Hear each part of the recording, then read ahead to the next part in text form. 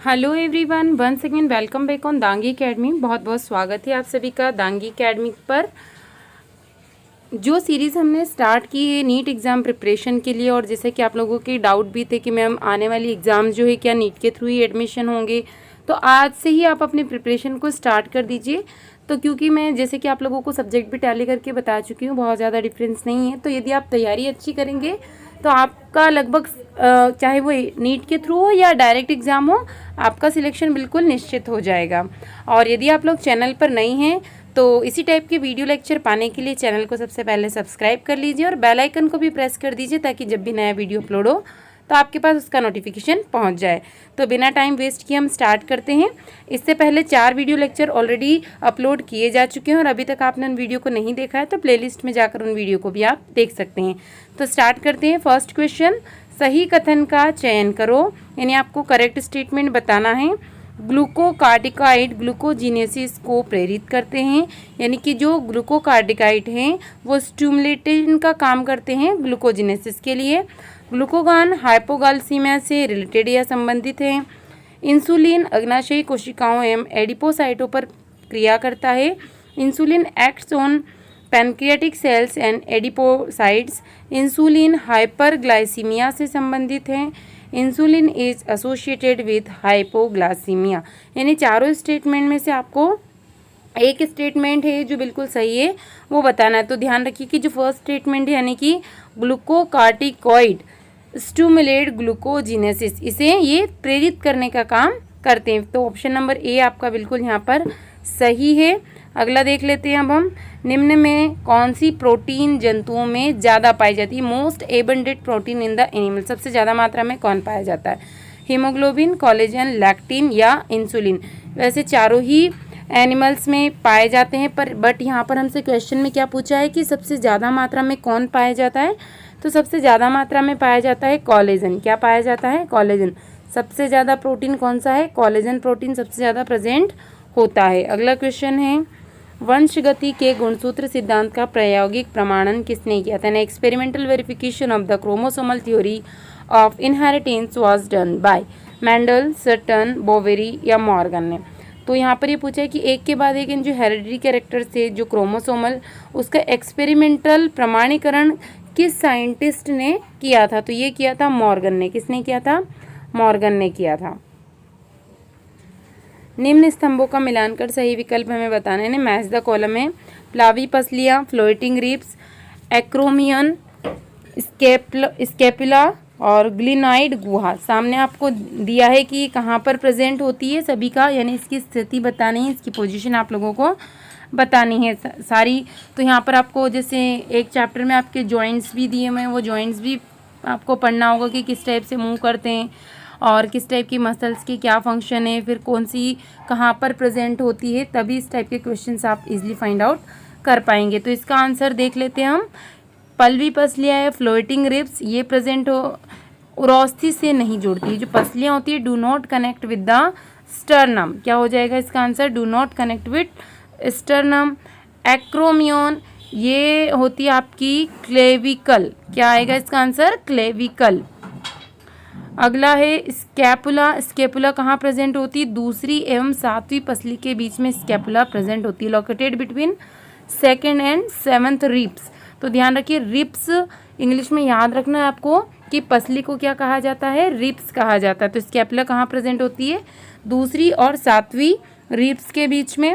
और ग्लिनाइड गुहा, ये तो बहुत इंपॉर्टेंट है, ये क्वेश्चन लगभग मैं 2 से 3 बार देख चुकी हूँ। ग्लिनाइड गुहा कहाँ पर है या कहाँ स्थित है? तो ग्लिनाइड गुहा का आएगा head of the humerus, humerus का शीर्ष बनाती है। तो इसका जो आंसर है वो हो जाएगा आपका ऑप्शन नंबर 4। सिट्रिक अम्ल चक्र के एक घुमाव में कार्य द्रव स्तर पर फास्फोरिलेशनों की संख्या क्या होती है? The number of substrate level phosphorylation in 1 turn off citric acid cycle is 0, 1, 2 और 3। यानी जब वो एक पूरा चक्कर लगाता है तो उसमें जो उसके जो अलग अलग लेवल है उसमें जो फॉस्फोरिलेशन के जो नंबर्स है टोटल, वो कितने जनरेट होते हैं या टोटल नंबर्स कितने होते हैं? तो देखिए ये होते हैं आपके 1। कितने हो जाते हैं total the number substrate level phosphorylation in 1 turn citric acid cycle? इसमें कितने होते हैं? 1 होते हैं। सिनेप्टोनिमल सम्मिश्र का विघटन होता है। Dissolution of the synaptonemal complex occurs during स्थूल पट्ट के दौरान। तो जैसे इससे पहले भी मैं आप लोगों को ये क्वेश्चन बता चुकी हूँ कि इसके आप सारे नाम इंग्लिश में ही याद कर लीजिए, क्योंकि 2 बार याद करने में आप लोगों को भी प्रॉब्लम क्रिएट होगी। और जैसे आप बोलेंगे कि मैम हम हिंदी मीडियम से हैं, तो देखिए कोई प्रॉब्लम नहीं, क्योंकि जैसे कि मैं आपको पेपर दिखा रही हूँ, स्क्रीन पे आपको दिख रहा होगा, दोनों मीडियम में आता है। तो इस टाइप का क्वेश्चन जब भी आए तो आप इंग्लिश में पढ़ लीजिए, तो आपको कोई भी प्रॉब्लम नहीं होगी। और अगर बाय द वे अगर इन नाम को हिंदी में एज इट इज़ लिख कर दे दिया जाता है, तब भी आपको कोई प्रॉब्लम नहीं होगी। तो इसके नाम क्या क्या दिए हैं वो देख लेते हैं। फेगाइटीन, जाइगोटीन, डिप्लोटीन और लिप्टोटीन। देखिए अब हिंदी में कितने अलग हैं, और यदि इंग्लिश वाले नाम को हिंदी में लिख कर दे दिया जाए तो आप लोगों को बहुत ज़्यादा प्रॉब्लम क्रिएट हो जाएगी। इसका आंसर होगा कि सिनेप्टोनिमल सम्मिश्र का विघटन होता है। कब होता है? डिप्लोटीन के दौरान। जब डिप्लोटीन स्टेज होती है तो उस टाइम पे सिनेप्टोनिमल जो कॉम्प्लेक्स है उसका डिसोल्यूशन हो जाता है। अगला क्वेश्चन, बायलेटरली सिमेट्रिकल एंड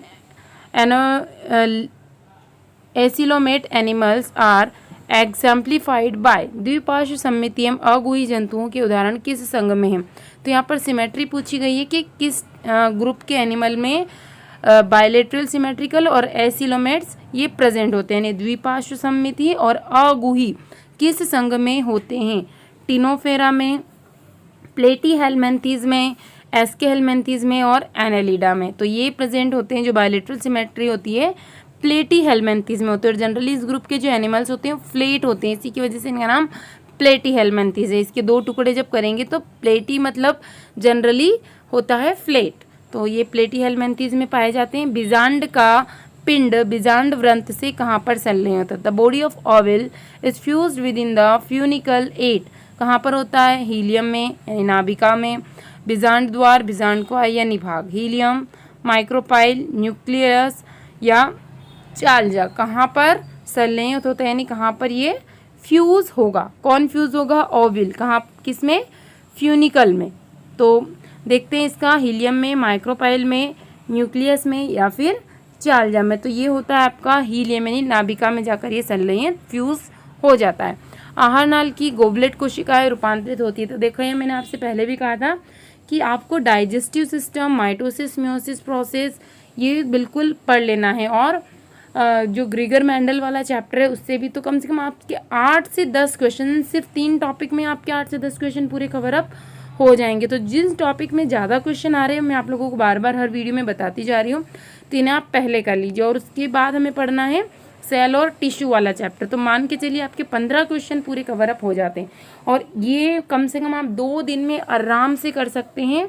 और यदि आपका थोड़ा सा गैप हो गया तो आप 3 दिन मान के चलिए, इतने में तो आप इसको रिवीजन भी कर पाएंगे। और मुझे लगता है कि आपके 15 में से 15 नंबर पूरे पक्के यहाँ पर हो जाएंगे, क्योंकि देखिए एग्जाम में नेगेटिव मार्किंग होती है, तो गलत करना मतलब नंबर और कम करना। तो ऐसे टॉपिक पढ़िए जिसमें से ज़्यादा क्वेश्चन आते हैं। आहार नाल की गॉबलेट कोशिकाएं रूपांतरित होती है। The goblet cells of alimentary canal are modified from. शल की उपकला कोशिकाओं से स्क्यूमस एपिथेलियल सेल्स, स्तंभर उपकला कोशिकाओं से कॉलमुलर एपिथेलियल सेल्स, उपास्थि कोशिकाओं से कॉन्ड्रियोसाइट्स हैं, संयुक्त उपकला कोशिकाओं से कंपाउंड एपिथेलियल सेल्स। यानी यहाँ पर मॉडिफिकेशन पूछा है किसका? Goblet cells of alimentary canal. तो ये होती है स्तंभाकार उपकला कोशिकाओं से यानी कॉलमुलर एपिथेलियल सेल से रूपांतरित होकर बनती हैं। अंटार्कटिका क्षेत्र में हिम अंधता किस कारण से होती है? The snow blindness in Antarctica region is due to. किसके कारण से होती है? निम्न ताप द्वारा आंख में द्रव के जमने के कारण, freezing of fluid in the eye by low temperature, UVB विकिरण की उच्च मात्रा के कारण कॉर्निया का शोथ, inflammation of cornea due to high dose of UVB radiation, हिम से प्रकाश का उच्च परावर्तन, high reflection of light from snow, अवरक्त किरणों द्वारा रेटिना में क्षति, damage to retina caused by infrared rays किसके कारण होती है? तो ध्यान रखिए अंटार्कटिका रीजन का पूछो, हिम अंधता यानी स्नो ब्लाइंडनेस। तो ये होता है वहाँ पर क्योंकि जो अल्ट्रावायलेट रेज है, बी रेडिएशंस, उनकी बहुत ज़्यादा हाई डोज या उच्च मात्रा वहाँ पर प्रेजेंट होती है, उसके कारण वहाँ पर क्या होगा? स्नो ब्लाइंडनेस ऑकर हो जाएगा। तो आंसर हो जाएगा इसका option number 2, inflammation of cornea due to high dose of UVB radiation, या यूवीबी रेडिएशन की उच्च मात्रा के कारण कॉर्निया का शोथ। पहचानिए कि कौन से अणु का अस्तित्व नहीं, यानी कि कौन सा अणु एग्जिस्ट नहीं करता। He2, Li2, C2, O2 और सेम ऑप्शन से यहाँ पर ये केमिस्ट्री के क्वेश्चंस हैं पूरे। तो देखिए आपको मालूम होगा कि जो नोबल्स गैसेस होती हैं, अब नोबल गैसें कौन कौन सी होती हैं। सबसे पहले आपको पीरियोडिक टेबल याद होनी चाहिए, तो आप प्लेलिस्ट में जाएंगे तो वहाँ पर आपको मैंने ट्रिक के थ्रू पूरी पीरियोडिक टेबल बताई है, आप उसे लर्न कर सकते हैं। तो देखिए जो भी नोबल गैसेस हैं या आइडियल एलिमेंट्स हैं वो सभी क्या रहेंगे, उनके एटॉमिक स्टेट में ही एग्जिस्ट करेंगे। तो जो हीलियम है आपका वो क्योंकि क्या है, एक नोबल गैस है या आइडियल गैस है, तो यहाँ पर पूछा है नॉट एग्जिस्ट यानी कि नहीं रहती। Li2 भी होता है, C2 भी होता है, O2 भी होता है, बट जो He है हीलियम है वो एक नोबल गैस है, तो वो अकेला He भी एटम के फॉर्म में एग्जिस्ट कर सकता है, उसको मॉलिक्यूल बनाने की कोई ज़रूरत नहीं है। तो ये आपका गलत हो जाएगा, यानी कि यह गलत ऑप्शन है, लेकिन क्वेश्चन की रिक्वायरमेंट ये है कि नहीं है, तो ये ऑप्शन आपका सही हो जाएगा। NiOH होल ट्वाइस की 0.1 मोलर NaOH में विलयता ज्ञात कीजिए। दिया है NiOH होल ट्वाइस का आयनीय गुणनफल 2 × 10⁻⁻15। तो देखिए यहाँ पर क्या दिया है आपको, मोलर सॉल्यूशन बता दिया है कि इसमें आपको क्या ज्ञात करनी है, सॉल्युबिलिटी। NiOH2 की NaOH में 0.1 मोलर है आपका, और इसमें आपको सॉल्युबिलिटी बताना है, और इसमें आपको आयनिक प्रोडक्ट दे दिया गया है। तो इससे रिलेटेड यदि आप वीडियो देखना चाहते हैं तो आप प्लेलिस्ट में जाइए, वहाँ पर आपको इक्विवेलेंट पेंट, मोलरता, नॉर्मलता, मोल्स कैसे फाइंड आउट करना है, ये सारे मैंने ट्रिक से वहाँ पर बताए, तो आप उसको ईजिली देखकर समझ सकते हैं और इन क्वेश्चन को ईजिली सॉल्व कर सकते हैं। मैं आने वाले वीडियो में आपको एक एक क्वेश्चन सॉल्व करके भी बताऊंगी। अभी इसका आंसर देख लेते हैं हम, एक बार आप इसे सॉल्व करने की कोशिश ज़रूर कीजिए। यदि आपको नहीं आता है तो मैं आने वाले वीडियो में इसका फुल स्टेप में बताऊंगी कि इसको कैसे सॉल्व किया जाता है। इसका जो आंसर है वो हो जाएगा 2 × 10⁻⁻13 मोलर। निम्नलिखित में से उचित कथन पहचानिए। CO2 जो कि गैस है को आइसक्रीम और हिम शीतित खाद्य के लिए प्रशीतक के रूप में उपयोग किया जाता है, यानी इसको जो CO2 गैस के फॉर्म में इसको रेफ्रिजरेंट और आइसक्रीम एंड फ्रोजन फूड के रूप में यूज़ किया जाएगा। C60 की संरचना में 6 कार्बन वलय और 5 कार्बन वलय होते हैं। ZSM5 एक प्रकार का जियोलाइट, यानी एक जियोलाइट है जो अल्कोहल को गैसोलीन में रूपांतरित यानी कन्वर्ट करने के लिए उपयोग किया जाता है। किसको, अल्कोहल को। CO रंगहीन और गंधहीन गैस है। Carbon monoxide is colourless and odourless gas. अब इसमें से बताना है कि कौन कौन से ऑप्शंस आपके सही हैं। तो यहाँ पर आपसे यही पूछा है, क्वेश्चन को इस टाइप के हमेशा डबल पढ़ लीजिए कि रॉन्ग स्टेटमेंट पूछा है आपसे या ट्रू स्टेटमेंट पूछा है। तो यहाँ पर आपसे करेक्ट स्टेटमेंट पूछा है, तो देखिए यहाँ पर क्या है कि जो कार्बन मोनोऑक्साइड है वो कलरलेस ऑडियोलेस गैस है, ये तो बिल्कुल स्टेटमेंट सही है ना। जिसमें भी डी ऑप्शन होगा वो बिल्कुल सही हो जाएगा, तो डी ऑप्शन सिर्फ एक में है। और ZSM जो कि एक जियोलाइट है और इसको यूज़ किया जाता है अल्कोहल को गैसोलीन में कन्वर्ट करने के लिए, दोनों ऑप्शन बिल्कुल सही हैं। बाकी दो हैं क्योंकि ये दोनों गलत है। CO2 गैस के फॉर्म में नहीं होती, लिक्विड के फॉर्म में यूज़ की जाती, सॉलिड लिक्विड सॉरी जो CO2 होती है उसे ड्राई आइस भी कहा जाता है, तो सॉलिड फॉर्म में इसको यूज़ किया जाता है। रेफ्रिजरेटर में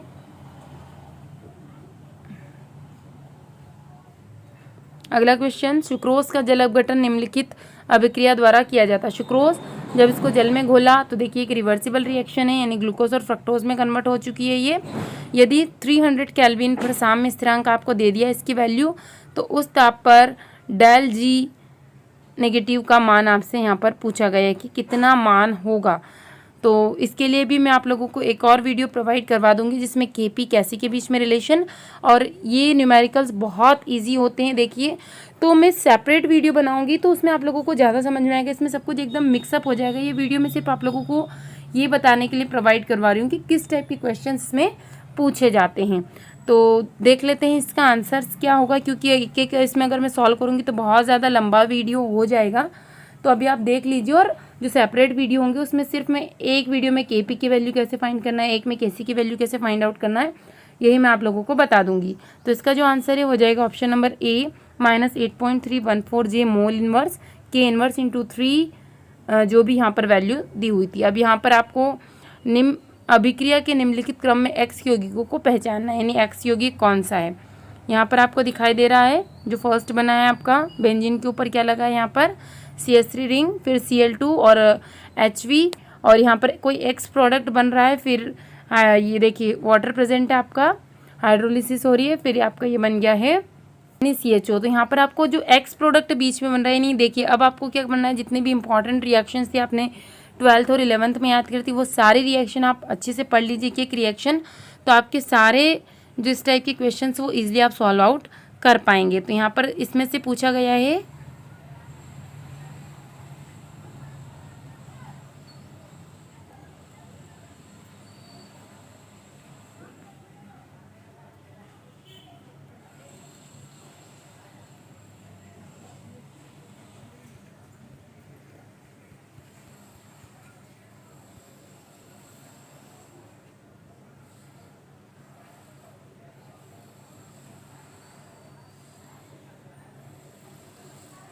कि एक्स प्रोडक्ट कौन सा होगा, एक्स प्रोडक्ट कौन सा होगा।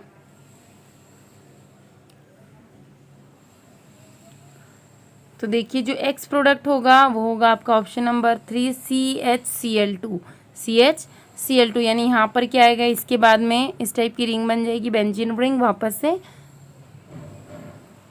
ये, और इसके ऊपर आएगा CHCl2, क्योंकि देखिए यहाँ पर क्या हुआ है, ये जो H2 था इसकी जगह पर आप CH रहेगा और यहाँ पर 2 H2 रिमूव हो जाएगा और उसकी जगह क्या जुड़ चुका है, आपका Cl2 आ चुका है, तो CHCl2 बनेगा। फिर से अब ये रिएक्शन हुई, यानी हाइड्रोलिसिस हुई, आपका वाटर रिमूव हुआ, तो अब आपका क्या बन गया है, CHO, क्या बन जाएगा, CHO बन जाएगा।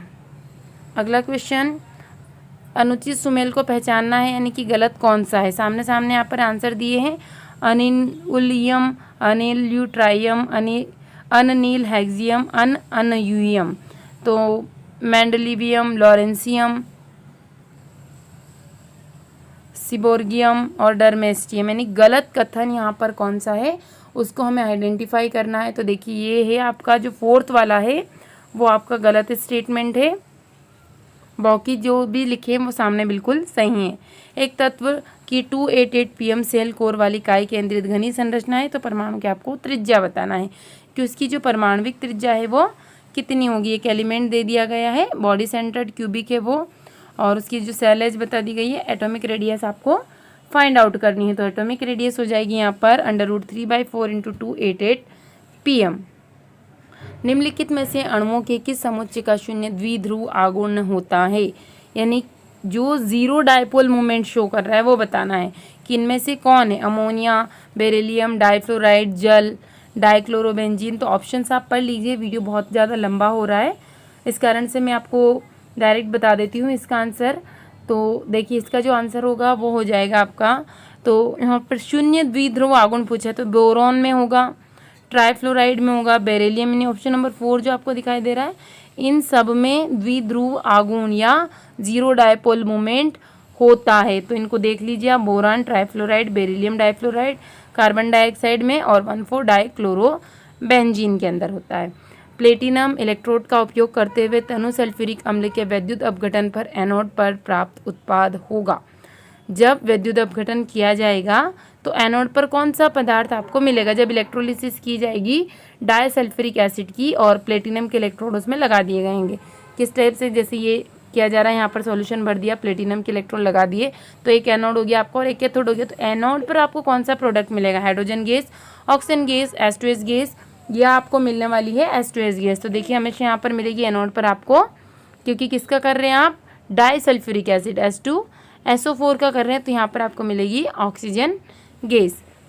एसीटोन और मेथिल मैग्नीशियम क्लोराइड की अभिक्रिया और तत्पश्चात जल अपघटन से क्या मिलेगा, यानी जब रिएक्शन करवा रहे हैं एसीटोन की और मिथाइल मैग्नीशियम क्लोराइड की, और किसके थ्रू करवा रहे हैं, जब उसके बाद में आपको जल अपघटन किया तो क्या मिला। इन दोनों की रिएक्शन के बाद जब हाइड्रोलिसिस करवाई जाएगी तो जो प्रोडक्ट मिलेगा वो क्या मिलेगा, तो वो हमेशा मिलेगा आपको टर्ट ब्यूटाइल अल्कोहल। क्या मिलेगा, टर्ट ब्यूटाइल अल्कोहल मिलेगा। तो आज के वीडियो में इतना ही। जो भी न्यूमेरिकल्स आ रहे हैं, जो भी टॉपिक के, उसके मैं आप लोगों को सेपरेट वीडियो प्रोवाइड करवा दूंगी जल्दी से। कोशिश कर रही हूँ कि आप लोगों को एक दिन में 2 से 3 वीडियो प्रोवाइड करवा पाऊँ, ताकि नीट के सॉल्व क्वेश्चन पेपर के साथ साथ जो भी टॉपिक इसमें आ रहे हैं उसके भी आपको सेपरेट वीडियो में प्रोवाइड करवा दूँ। तो बने रहिए दांगी एकेडमी के साथ। और नया वीडियो किस टॉपिक पर चाहिए कमेंट ज़रूर कीजिए, साथ ही ये भी कमेंट ज़रूर कीजिए कि वीडियो कैसा लगा। Thank you so much for watching this video.